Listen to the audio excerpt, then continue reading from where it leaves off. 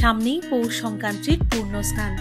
সেই পূর্ণ স্নানের আগে আমরা গিয়েছিলাম গঙ্গাসাগর, আপনাদের কাছে এই সাগর যাত্রার খুঁটিনাটি তুলে ধরার জন্য।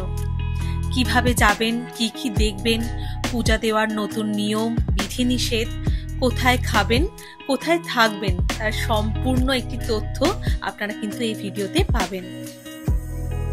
এখন কত সহজ এবং আরামদায়ক উপায়ে গঙ্গাসাগর যাওয়া যায়। এত দূরের পথ আমরা কিভাবে দিনের দিন গিয়ে ফিরে এসেছিলাম সেটাও কিন্তু আপনারা দেখতে পাবেন আজকে আমাদের এই ভিডিওতে। শিয়ালদা থেকে 6:55 ডায়মন্ড হারবার লোকাল ধরবো বলে আমরা ভোর ভোর বেরিয়ে গেছিলাম শিয়ালদার উদ্দেশ্যে। এই ডায়মন্ড হারবার লোকাল ছাড়ে শিয়ালদার দক্ষিণ শাখা থেকে।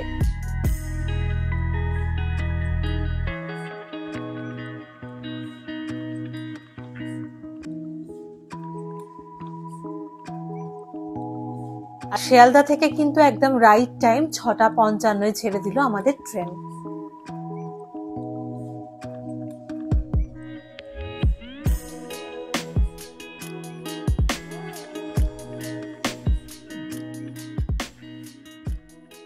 জন্য আমরা শিয়ালদার দক্ষিণ শাখা থেকে ধরে নিয়েছি ডায়মন্ড হারবার লোকাল। 6:55 এই ট্রেনটা ছাড়লো 15 নম্বর প্ল্যাটফর্ম শিয়ালদা থেকে। আমাদের পৌঁছতে সময় লাগবে 1 ঘন্টা 40 মিনিট মতো। শিয়ালদা থেকে ডায়মন্ড হারবারের দূরত্ব 60 কিলোমিটার। এই ট্রেনে কিন্তু ভাড়া লাগবে জনপ্রতি 15 টাকা করে। সকালে প্রকৃতির দারুণ দৃশ্য দেখতে দেখতে কখন যে 1 ঘন্টা 40 মিনিট কেটে যাবে বুঝতেই পারবেন না।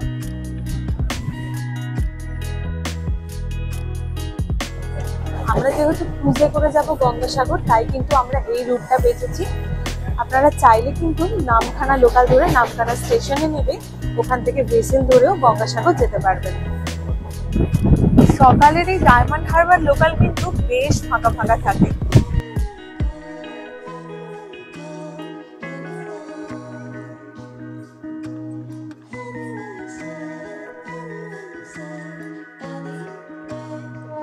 এখন আছি গুরুদাসনগরে, এরপরে কিন্তু ডায়মন্ড হারবার স্টেশন।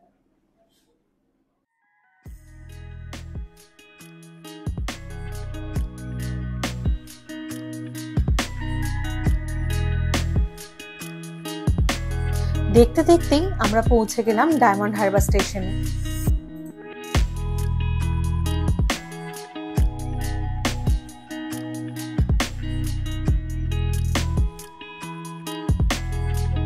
তো আমরা নেমে পড়লাম ডায়মন্ড হারবার স্টেশনে। একদম 8:40 কিন্তু ট্রেন ঢুকে গেছে ডায়মন্ড হারবারে। চলো এবার যাওয়া যাক। এবার সোজা হেঁটে যাচ্ছি টোটো স্ট্যান্ডের দিকে। স্টেশনের বাইরেই রয়েছে টোটো স্ট্যান্ড। এই টোটো ধরেই আমরা যাব ডায়মন্ড হারবার জেটি ঘাট। এই যে ডায়মন্ড হারবার স্টেশন, আর 3 নম্বর প্ল্যাটফর্ম থেকে বেরিয়ে কিন্তু সামনের দিকে আছে টোটো স্ট্যান্ড।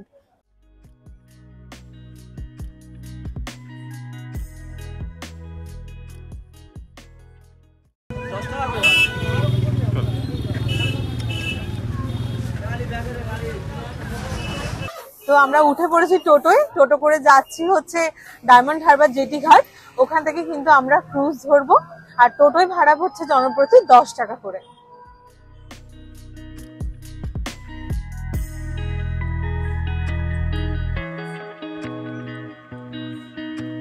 আমরা পৌঁছে গেলাম ডায়মন্ড হারবার জেটি ঘাট।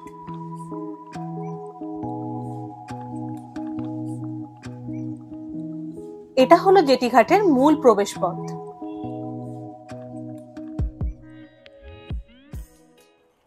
তো আমি এখন দাঁড়িয়ে আছি ডায়মন্ড হারবার জেটি ঘাটের সামনে। 9:30 কিন্তু আমাদের ক্রুজটা ছাড়বে এখান থেকে। দাঁড়িয়েও আছে ক্রুজ এখানে। স্টেশন থেকে কিন্তু জেটি ঘাটের দূরত্ব খুব বেশি নয়, পায়ে হেঁটেও কিন্তু এখানে আসা যায়। তাছাড়া টোটো তো আছেই অ্যাভেলেবেল প্রচুর। পেছনে কিন্তু ক্রুজ দাঁড়িয়ে আছে, চলুন আপনাদেরকে একটু দেখিয়ে দিই।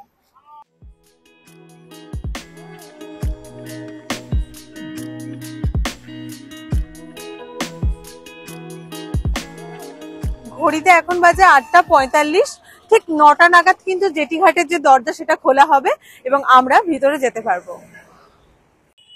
আমরা কিন্তু অনলাইনেই টিকিট বুক করে এসেছি। আমাদের টিকিট পড়েছে এই ক্রুজের জনপ্রতি 500 টাকা করে, এই হচ্ছে টিকিট। আমি প্রিন্ট আউট বের করে এনেছি, তোমরা চাইলে স্ক্রিনশটও করে আনতে পারো, সেটা এখানে দেখালেও হবে। এছাড়া এখান থেকেও টিকিট কাটা যায়, কিন্তু এখন যেহেতু সবাই গঙ্গাসাগর মেলা যেতে চাইছে, তো টিকিট কিছুই ফাঁকা পাওয়া যায় না, মানে কোনো টিকিট এখান থেকে বুক করা যায় না। তাই আমরা অনলাইনে 2টো টিকিট পেয়েছিলাম, একদম বুক করেই এসেছি। তো ক্রুজ কিন্তু চলে হচ্ছে শুক্র, শনি এবং রবি, কিন্তু মেলা যখন থেকে শুরু হবে প্রতিদিনই এই ক্রুজ পাওয়া যাবে। এই ক্রুজের মধ্যে 2টো ক্লাস আছে, একটা হচ্ছে ইকোনমি ক্লাস আর একটা হচ্ছে প্রিমিয়াম ক্লাস। আমরা প্রিমিয়ামের টিকিট পাইনি, ইকোনমিতে আমাদের টিকিট পড়েছে 500 টাকা করে। প্রিমিয়াম ক্লাসের টিকিট মূল্য কিন্তু 600 টাকা, কিন্তু 1 তারিখ থেকে প্রিমিয়াম এবং ইকোনমি 2টো ক্লাসেরই টিকিটের ভাড়া বেড়ে যাবে। ইকোনমি হবে 600 টাকা আর প্রিমিয়াম হবে 700 টাকা। একদম 9টার সময় কিন্তু জেটিঘাটের গেট খুলে দেওয়া হলো, আর আমরা এক এক করে টিকিট দেখিয়ে প্রবেশ করলাম ভিতরে।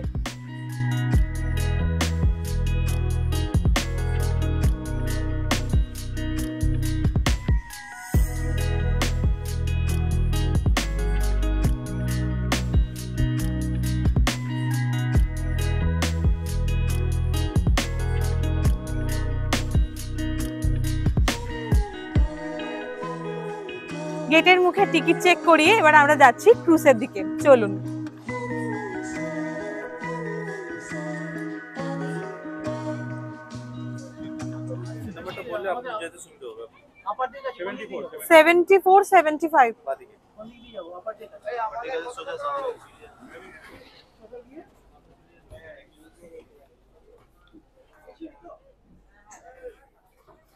তো আমাদের ক্রুজে কিন্তু বোর্ডিং স্টার্ট হয়ে গেছে অলরেডি, যাত্রীরা উঠছে দেখতেই পাচ্ছেন। তো ক্রুজের সামনের দিকটা কিন্তু প্রিমিয়াম, ইকোনমির সাথে কিন্তু প্রিমিয়ামের খুব একটা তফাৎ নেই, শুধুমাত্র ইকোনমি একটু পিছন দিকে এবং প্রিমিয়াম ক্লাসটার সামনের দিকে। আর আমি এখন যেখানে দাঁড়িয়ে আছি সেটা হলো ইকোনমি ক্লাস।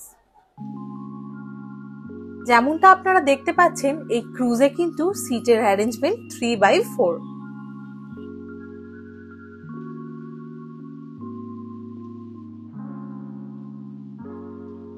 এই ক্রুজ কিন্তু পুরোটাই এয়ার কন্ডিশন, আর এই ক্রুজের বাথরুমটাও আপনাদেরকে দেখিয়ে দিচ্ছি।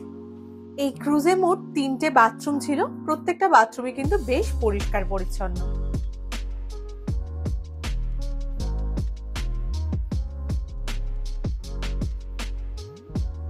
আর ক্রুজের মধ্যে কিন্তু জল, লাগেজ রাখার জায়গা এবং লাইফ জ্যাকেটের সুব্যবস্থা আছে। এইবার আপনাদেরকে দেখাই ক্রুজের আপার ডেকটা কিরকম। উঠতেই সামনে ছিল ভিআইপি কেবিন। এই কেবিনের টিকিট কিন্তু অনলাইনে অ্যাভেলেবেল ছিল না। আর ভিআইপি কেবিনের ঠিক সামনেই ছিল এরকম খোলা খানিকটা জায়গা, যেখানে কিন্তু আপনারা বসে গঙ্গার সৌন্দর্য উপভোগ করতে পারবেন।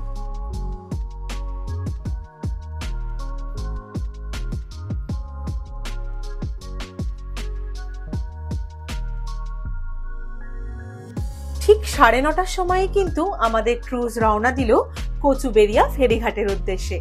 আপনারা যদি গঙ্গাসাগর থেকে এই ক্রুজেই ফিরতে চান তাহলে কিন্তু রাউন্ড ট্রিপের টিকিটও কাটতে পারেন।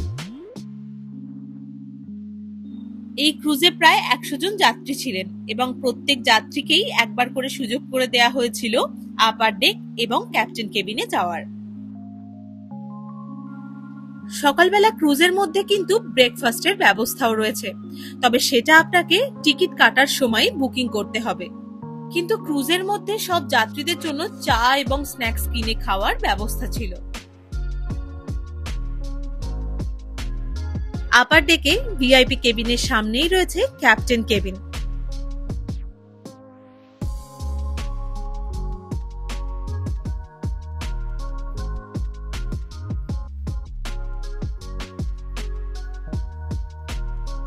চা হবে, হ্যাঁ একটা।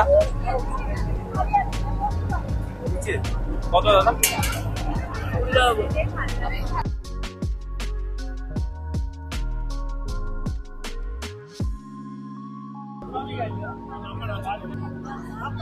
এইরকম সুন্দর পরিবেশ আর হচ্ছে একটা গরম চা, দারুণ মজার ব্যাপার।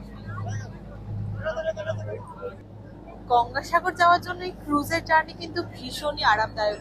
আপনারা যারা এখানে বয়স্করা দেখছেন আমার ভিডিওটা, তারা যদি এই ক্রুজে করে যাতায়াত করেন খুবই ভালোভাবে যেতে পারবেন।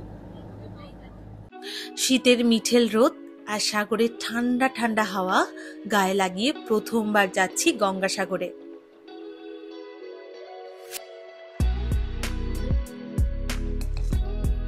আর একটু দেখেও নিলাম বোটটা কত স্পিডে চলছে। এই ক্রুজের সিটগুলো কিন্তু বেশ আরামদায়ক। তো আমাদের পৌঁছানোর কথা 1 ঘন্টা 50 মিনিটে, কিন্তু ওনারা বলছেন যেহেতু জলের স্রোত উল্টো দিকে আছে তাই হয়তো একটু বেশি সময়ও লাগতে পারে। কোন ওয়েবসাইট থেকে এই ক্রুজ বুক করতে হবে সেটা কিন্তু আমি স্ক্রিনে লিখে দেব এবং ডেসক্রিপশন বক্সেও দিয়ে দেব, আপনারা দেখে নেবেন। অনেকেই আছেন যারা প্রত্যেক বছর গঙ্গাসাগর আসেন, আবার অনেকেই এখনো পর্যন্ত এখানে আসেননি। এইখানে আসার জন্য কিন্তু একটি বাসের রুটও রয়েছে, সেটি হলো ধর্মতলা থেকে ভোর 5:30 নাগাদ নামখানা বা কাকদ্বীপের জন্য বাস ছাড়ে। আপনারা সেই পথে লক্ষ্য করেও কিন্তু এখানে আসতে পারবেন। এই মাত্রই ক্রুজে অ্যানাউন্সমেন্ট হলো যে পাশেই আছে ঘোড়ামারা আইল্যান্ড। চলুন আপনাদেরকে একবার দেখিয়ে দিই ঘোড়ামারা আইল্যান্ড।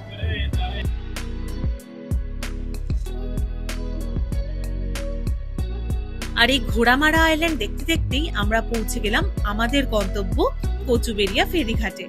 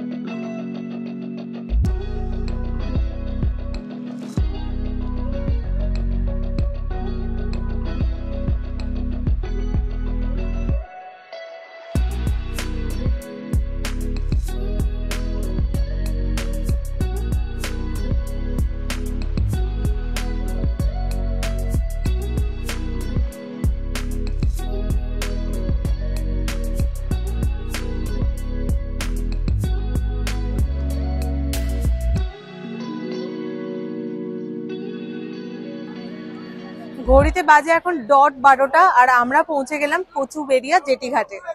এইখান থেকে কিভাবে কপিলমুনির আশ্রম যাব সেটাই আপনাদেরকে দেখিয়ে দেব। এখান থেকে কিন্তু টোটো, অটো, ইঞ্জিন ভ্যান এবং বাসও যায়। এবার আমরা কিসে করে যাব সেটাই আপনাদেরকে দেখাবো, চলুন। এরকম সিস্টেমে আসতে পারবে। একটা তোমরা কাকদ্বীপ স্টেশনে আসতে পারবে শিয়ালদা স্টেশন থেকে, ওখান থেকে তোমরা লট 8 জেটি ঘাটে ওখান থেকে ধরে এই কচুবেড়িয়া ঘাটে আসতে পারবে। আর আরেকটা তো তোমরা দেখতেই পেলে আমরা যেরকম এলাম ডায়মন্ড হারবার জেটি ঘাট থেকে এখানে। আর এখানে দর্শনার্থীদের ভিড়টা একবার তোমরা দেখে নাও। শিয়ালদা থেকে কাকদ্বীপ স্টেশনে নেবে, সেখানে লট নাম্বার 8 ঘাট থেকেও কিন্তু এই কচুবেড়িয়া ফেরিঘাটে আসা যায়।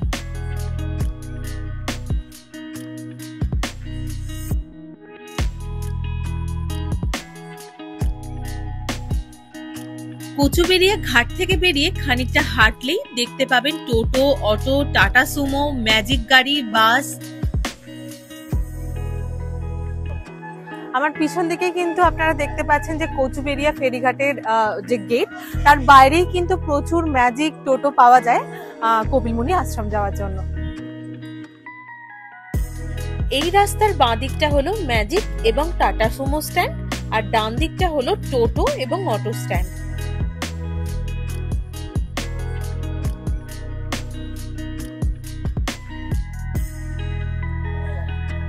মেলা শুরু হতে কিন্তু এখনো মোটামুটি 15-16 দিন বাকি, আর এখন থেকে কিন্তু প্রিপারেশন খুব ভালোভাবে আরম্ভ হয়ে গেছে। এখানে দেখতে পাচ্ছি প্রচন্ড সিকিউরিটির একটা ভালো ব্যবস্থা হয়েছে এবং যারা পূর্ণার্থী তারা কিন্তু আসা এখানে শুরুও করে দিয়েছেন।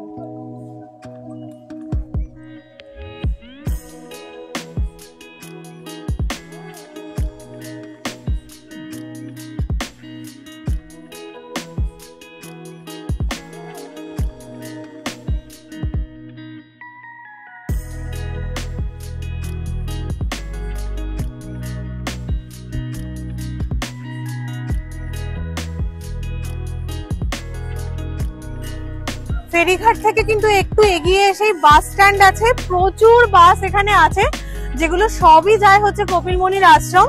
এর ভাড়া লাগে জনপ্রতি 70 টাকা করে। আমরা একটা ম্যাজিক বুক করে নিলাম। এই ম্যাজিকের কিন্তু সচরাচর ভাড়া পড়ে 60 টাকা করে, কিন্তু যেহেতু আমরা দুজন ছিলাম আমাদের ভাড়া পড়েছিল 100 টাকা করে।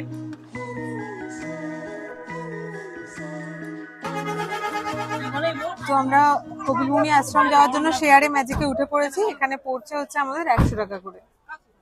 যদি আপনারা গ্রুপে থাকেন তাহলে কিন্তু ভাড়া একটু কম পড়বে, আর যদি একা বা দুজন যান সেক্ষেত্রে কিন্তু ভাড়া একটু বেশি পড়বে। কপিলমুনির মন্দির কিন্তু এখান থেকে 30 কিলোমিটার। রাস্তা খুবই সুন্দর, তাই আমরা খুব তাড়াতাড়ি পৌঁছে গেলাম। আপনারাও কারা প্রথমবার গঙ্গাসাগর যাচ্ছেন তারা কিন্তু অবশ্যই আমার ভিডিওতে কমেন্ট করে জানাবেন।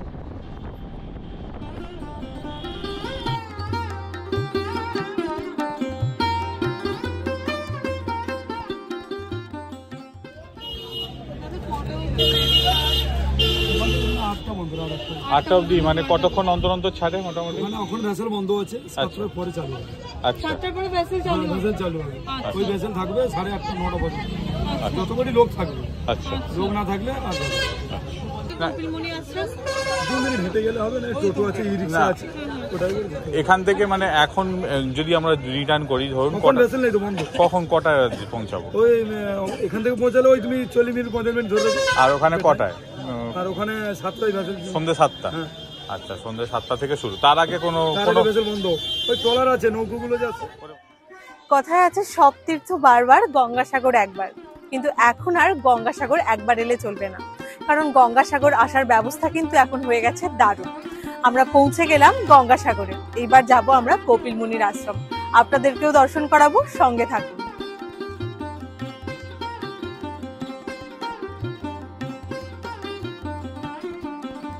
সামনেই এই যে গঙ্গাসাগরের গেট, আর এই জায়গাটায় কিন্তু আমাদের ম্যাজিক থেকে নামানো হলো, আর আমরা যাব হচ্ছে সামনে কপিলমুনির আশ্রমে।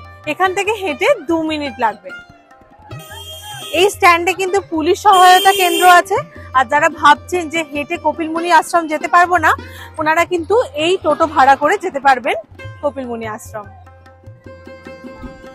তো কপিলমুনি আশ্রম কিন্তু পায়ে হেঁটেও আসা যায়, কিন্তু যেহেতু আমরা কয়েকটা স্পট আরো ঘুরবো এবং হাতে সময় কম, তাই আমরা একটা টোটো ভাড়া করে নিলাম। এখানে আমাদের পড়লো জনপ্রতি 25 টাকা করে। একদম কপিলমুনি আশ্রমের সামনেই কিন্তু এরকম ফ্রেশ আখের জুস বিক্রি হচ্ছে, তো আপনারা চাইলে এখান থেকে জুস খেতে পারেন। অনেকটা পথ এসেছি, তেষ্টা লেগেছে, একটু জুস খেয়ে নেওয়া যায়। কপিলমুনি মন্দিরে পুজো দেওয়ার জন্য কিন্তু আপনারা এখানে সামনে থেকে পুজো সামগ্রী কিনে ভিতরে মন্দিরে পুজো দিতে পারবেন।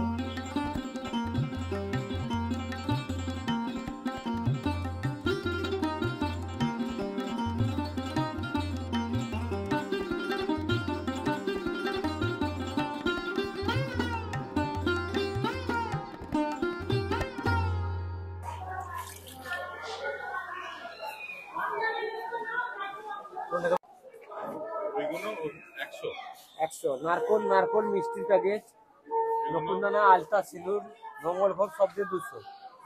আচ্ছা, আর এই ছোট এখানে যা আছে আলতা সিঁদুর দিয়ে 200, সবই 200, এগুলো 100, এগুলো 100। এর থেকে কমে কিছু হয় না? শঙ্খ দিয়ে 300। আচ্ছা আচ্ছা, আর এমনি প্রসাদ 10 টাকা, 20 টাকা আছে, 30 টাকা আছে, মিষ্টি আছে 100 টাকার আছে। আমরাও একটা পুজো ডালা কিনে নিয়েছি, এবার যাব মন্দিরের দিকে।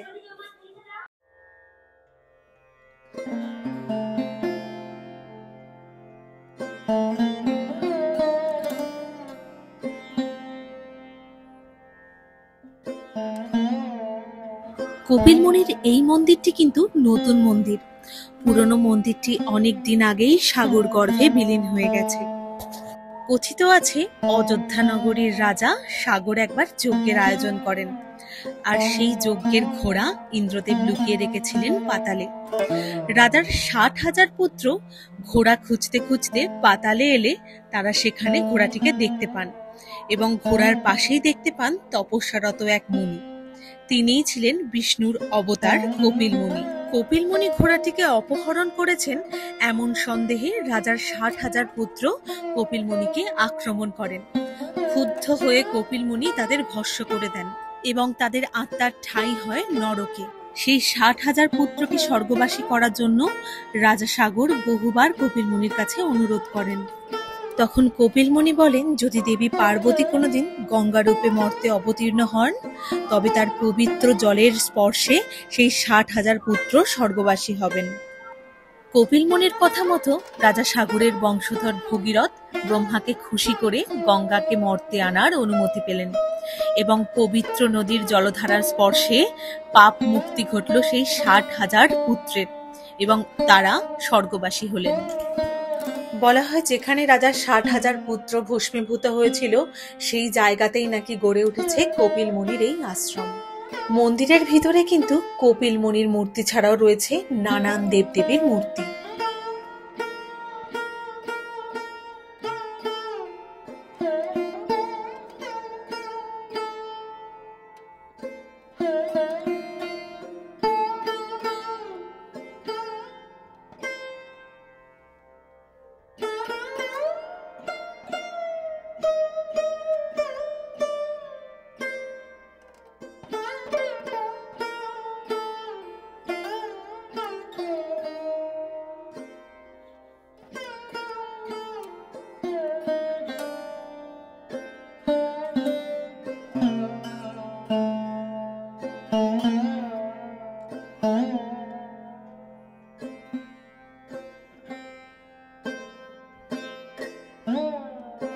তো মন্দিরে আমাদের পুজো দেওয়া হয়ে গেল, এবার একটু কিছু খাবো। এখানে দেখলাম কিন্তু সিকিউরিটি সিস্টেম ভীষণই ভালো, চারিদিকে কিন্তু সিসিটিভি ক্যামেরা লাগানো আছে। আর মন্দিরের ঠিক পাশেই কিন্তু রয়েছে নিঃশুল্ক ধর্মশালা, মানে কোনো টাকা পয়সা ছাড়াই এখানে এসে পুণ্যার্থীরা থাকতে পারবে।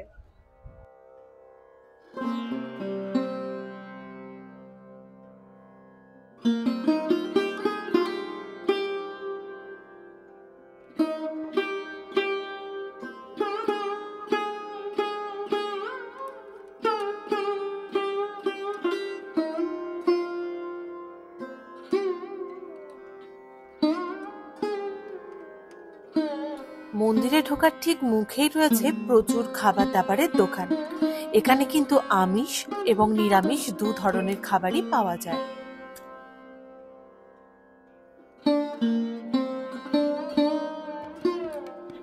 এখানে কিন্তু 50 টাকার মধ্যেই পেট ভরে খাবার খাওয়া যাবে।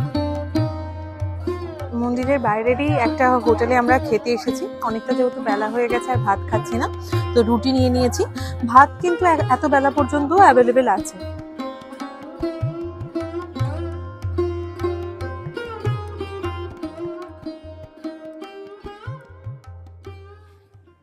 আমরা এসে গেছি সাগরে। এখানে কিন্তু প্রস্তুতি একদম জোর কদমে চলছে, দেখতেই পাবেন আপনারা। এইরকম গেট করা হচ্ছে আর ওইদিকে কিন্তু রয়েছে প্রচুর এরকম ছোট ছোট ঘর। এখানে ওয়াচ টাওয়ার করা হয়েছে, প্রচুর লাইট লাগানো হয়েছে, মাইক আছে। আর এই জায়গাটা পুরো নতুন ভাবে করা হচ্ছে একদম সুন্দর করে। আর সম্ভবত ওই জায়গাটায় ছোট ছোট ঘর হচ্ছে যাতে পুণ্যার্থীরা এসে থাকতে পারেন, যেহেতু প্রচুর পুণ্যার্থী একই সময়ে জড়ো হয়ে যায় একই জায়গায়, তো এত গেস্ট হাউস বা হোটেল রুম ফাঁকা থাকে না, যার কারণে এরকম ছোট ছোট ঘর বানানো হচ্ছে যাতে সবাই এসে ভালোভাবে থাকতে পারে। এই হচ্ছে সাগর, আর সাগরের ঠিক উল্টো দিকেই আপনাদেরকে একটু দেখিয়ে দিই। এই যে সাগরের ঠিক উল্টো দিকেই সামনেই রয়েছে কপিল মুনির মন্দির। যেহেতু সাগরের ধারে দাঁড়িয়ে আছি, দারুণ ঠান্ডা হাওয়া চালাচ্ছে, ভীষণ তৃপ্তি লাগছে। যেখানে এই পুণ্য স্নান হয় সেই জায়গাতেও আপনাদেরকে নিয়ে যাব। সেই জায়গাটা ঠিক ওই দিকে। আমার পিছনেই আপনারা দেখতে পাচ্ছেন কাজ চলছে কন্ট্রোল রুম তৈরি করার। যেহেতু পূর্ণ স্নানের দিন বিরাট এখানে জমজমাট একটা পরিস্থিতি সৃষ্টি হবে, তাই কিন্তু এখানে কন্ট্রোল রুম তৈরি হচ্ছে। এই যে এখানেও কিন্তু তৈরি হচ্ছে প্রচুর এরকম অস্থায়ী সব ঘর, যাতে যারা আসবেন এখানে তাদের জন্য কোনো অসুবিধা না হয়। 2024-এর 14ই জানুয়ারি পৌষ সংক্রান্তি, আর সেই দিনই হাজার হাজার পুণ্যার্থী এই সাগরের জলে স্নান করবেন।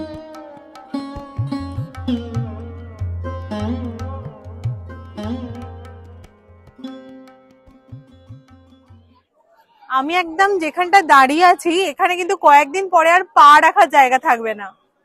সাগরের ঠিক সামনেই কিন্তু রয়েছে এরকম অনেক অস্থায়ী ঘর, যেখানে মেয়েরা জামা কাপড় ছাড়তে পারবে। আর এই সাগরের স্নানকে উদ্দেশ্য করেই এখানে গড়ে ওঠে বিরাট বড় সাগর মেলা। এই মেলা কিন্তু দ্বিতীয় বৃহত্তম হিন্দু মেলা। কুম্ভ মেলার পরেই এই মেলার স্থান। সব তীর্থ বারবার, গঙ্গাসাগর একবার, কথাটা এখন আর বলা চলে না। হিন্দু ধর্মের হাজার হাজার মানুষ আসে গঙ্গাসাগরে পূর্ণ স্নানের জন্য। তবে অনেকেই কিন্তু আসেন এই জায়গা একবার ঘুরে দেখার জন্য। এবার আপনাদেরকে দেখিয়ে দিই গঙ্গাসাগর এলে আপনারা কোথায় থাকবেন সেই রকম কয়েকটি জায়গা। কপিলমুনি আশ্রমের একদম কাছেই রয়েছে ভারত সেবা আশ্রম। গঙ্গাসাগর এলে এই ভারত সেবা আশ্রম কিন্তু থাকার জন্য একদম আদর্শ জায়গা। প্রধান প্রবেশদ্বার দিয়ে ঢুকেই বাঁদিকে রয়েছে এখানকার রুম বুকিং করার অফিস। এখানে প্রায় 1000টিরও বেশি রুম আছে এবং খাওয়া দাওয়ার ব্যবস্থাও রয়েছে।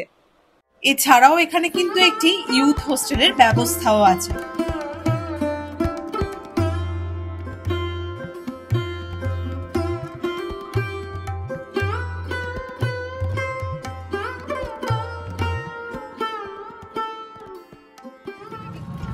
কপিলমুনি মন্দিরের সামনে থেকে আমরা একটা টোটো বুক করে নিয়েছি। এই টোটো আমাদের ঘোরাবে হচ্ছে 8টা স্পট, কিন্তু যেহেতু আজকেই বাড়ি ফিরবো 8টা স্পট হয়তো আমরা কভার করতে পারবো না, কিন্তু যতগুলো স্পট কভার করতে পারবো সবটাই আপনাদেরকে দেখাবো। এই টোটোতে আমাদের ভাড়া পড়লো দুজনের 400 টাকা। গঙ্গাসাগর এলে কপিলমুনির মন্দিরের পাশাপাশি দর্শনীয় স্থান হলো এই শনি মন্দিরটি। ভীষণই সুন্দরভাবে বানানো বামন মোড়ের এই শনি মন্দির। বামন মোড়ের শনি মন্দিরটা দেখা হলো, এবার যাচ্ছে দ্বিতীয় স্পটে। শনি মন্দির দেখে আমরা গেলাম এখানকার দ্বিতীয় দর্শনীয় স্থান বাসন্তী দেবীর মন্দির দেখতে। বাসন্তী দেবীর মন্দিরের ঠিক পেছনেই রয়েছে বিশালাক্ষী মায়ের মন্দির।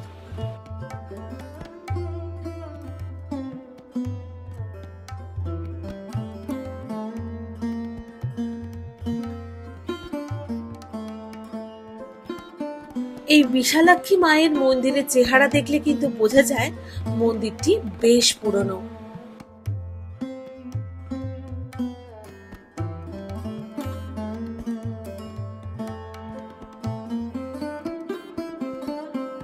এরপর যাচ্ছি 2009-এর সেই বিধ্বংসী আয়লা ঝড়ে নিশ্চিহ্ন হয়ে যাওয়া গ্রামটিকে দেখতে।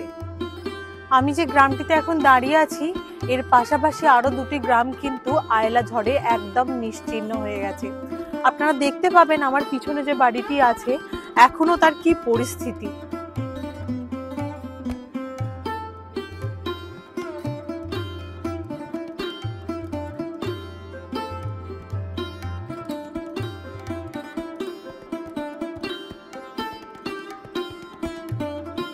পিছনের বিরাট যে জায়গাটা আপনারা দেখতে পাচ্ছেন এখানে কিন্তু একসময় প্রচুর বাড়ি ছিল, যেটা আয়লা ঝড়ে নিশ্চিহ্ন হয়ে গেছে।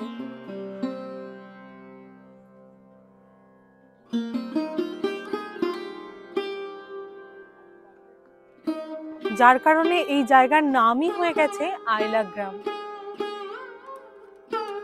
এখন যে মনসা মন্দিরটি আপনারা দেখছেন এই মন্দিরটি কিন্তু আয়লা ঝড়ে বিধ্বস্ত হয়ে যাওয়া গ্রামগুলির পাশেই। তবে এই মন্দিরে সেইভাবে কোনো ক্ষয়ক্ষতি হয়নি। আমাদের টোটোর যিনি চালক উনি বললেন সাগরের জল কিন্তু সেই ঝড়ের সময় এই মন্দিরের সামনে পর্যন্ত চলে এসেছিল এবং এই গ্রামের প্রচুর মানুষের প্রাণও গেছিল সেই ঝড়ে।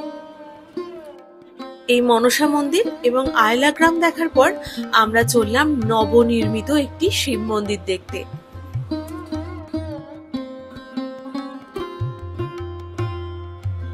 যদিও এই মন্দির নির্মাণের কাজ কিন্তু এখনো সম্পূর্ণ হয়নি, কিন্তু মন্দিরটি বানানো হয়েছে ভীষণই সুন্দরভাবে।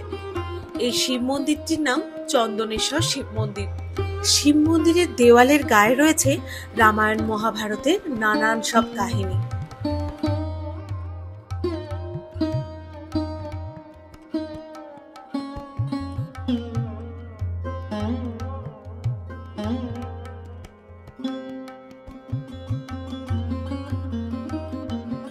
শিব মন্দির দেখার পর আমরা চলে গেলাম রামকৃষ্ণ মিশন দেখতে। যেহেতু হাতে সময় অনেকটাই কম আর বাড়িও ফিরতে হবে, তাই তাড়াতাড়ি করে রামকৃষ্ণ মিশন দেখে আবার বেরিয়ে পড়লাম।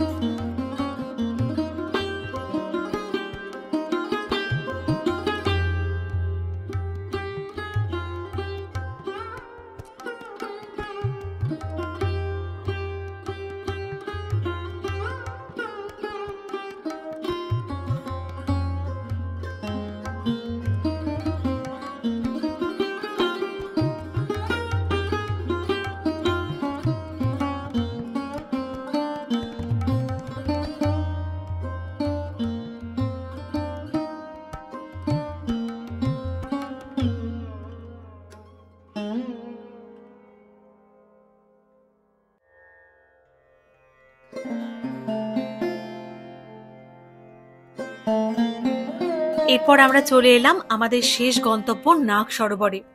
এই জায়গাটিও কিন্তু ভীষণ সুন্দর। এটাই আজকে আমাদের গঙ্গাসাগরের সাইট সিনিং এর লাস্ট পয়েন্ট। এর নাম হচ্ছে নাগ সরোবর। বিরাট বড় জায়গা নিয়ে তৈরি এই নাগ সরোবর। দারুণ ভিতরটা সাজানো রয়েছে, একটু আপনাদেরকে দেখিয়ে দিই। যেহেতু প্রায় অন্ধকার হয়েই এসেছে, আপনারা কতটা ভালো বুঝতে পারছেন সেটাই মুশকিল।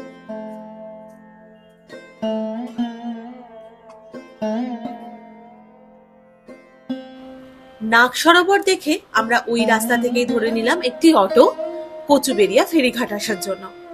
এই অটোতে আমাদের ভাড়া পড়লো জনপ্রতি 40 টাকা এবং খুব তাড়াতাড়ি আমরা পৌঁছে গেলাম কচুবেড়িয়া ফেরিঘাটে।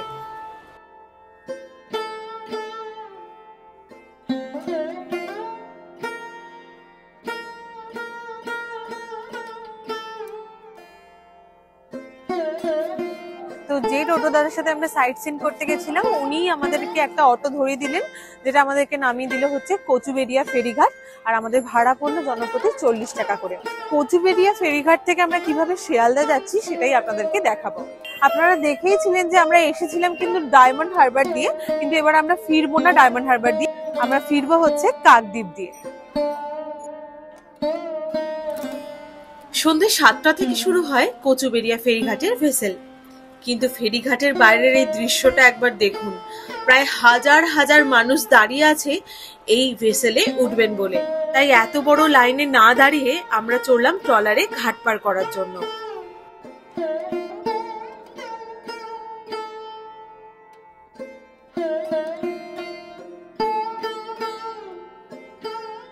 আমরা কিন্তু 7টার আগেই পৌঁছে গেছিলাম কচুবেড়িয়া ফেরিঘাটে এবং 7:55 ট্রেন ছিল আমাদের কাকদ্বীপ থেকে শিয়ালদার।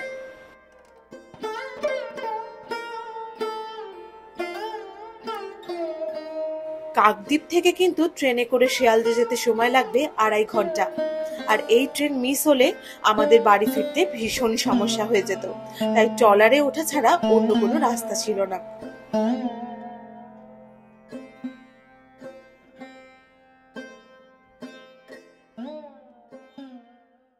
ভেসেলে যে পরিমাণ বড় লাইন দেখালাম, ওই লাইনে দাঁড়ালে কিন্তু আজকে আর আমরা ট্রেন পেতাম না, তাই অগত্যা ট্রলারে উঠে পড়েছি। এই জার্নিটাও খুব তাড়াতাড়ি হয়ে যাবে, মোটামুটি মিনিট 40 লাগবে, আমরা পৌঁছে যাব কাকদ্বীপ।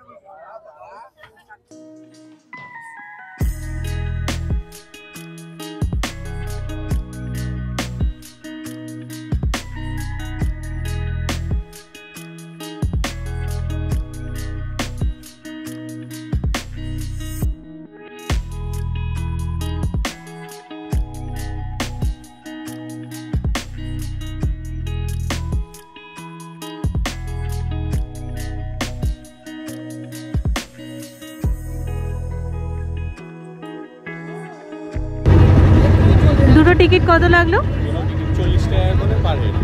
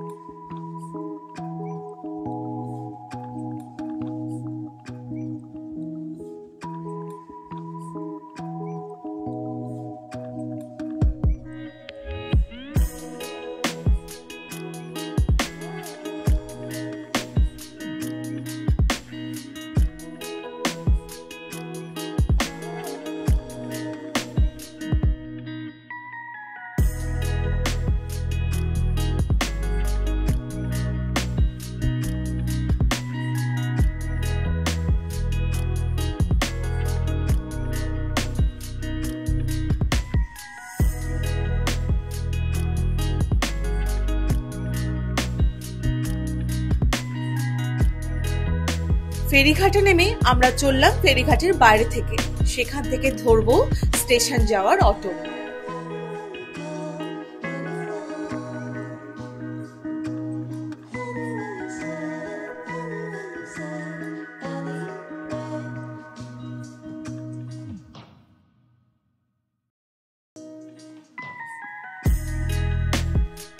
ফেরিঘাটে নেমে এবার যাচ্ছি হচ্ছে কাকদ্বীপ স্টেশনের দিকে। এখান থেকে কাকদ্বীপ স্টেশন কিন্তু 7 কিলোমিটার দূর। তো কাকদ্বীপ স্টেশনে চলে এলাম। এবার এখান থেকে 8টা নাগাদ ট্রেন আছে শিয়ালদা যাবার। আর লঞ্চ ঘাট থেকে কাকদ্বীপ স্টেশনে আসতে আমাদের টোটোতে ভাড়া পড়লো জনপ্রতি 20 টাকা করে। তো সকালে আমি আপনাদেরকে একটা রুট দেখিয়েছিলাম, আর এটাও কিন্তু আরো একটা রুট, যেটা হচ্ছে শিয়ালদা থেকে কাকদ্বীপ স্টেশন এসে স্টেশন থেকে টোটো ধরে যেতে হবে হচ্ছে লঞ্চ ঘাট, আর সেখান থেকে লঞ্চ ধরে গঙ্গাসাগর। স্টেশনে এসে তাড়াতাড়ি টিকিট কেটে নিয়ে আমরা দাঁড়িয়ে পড়লাম 1 নম্বর প্ল্যাটফর্মে। সেখান থেকেই আমরা পেয়ে যাব শিয়ালদা যাওয়ার ট্রেন।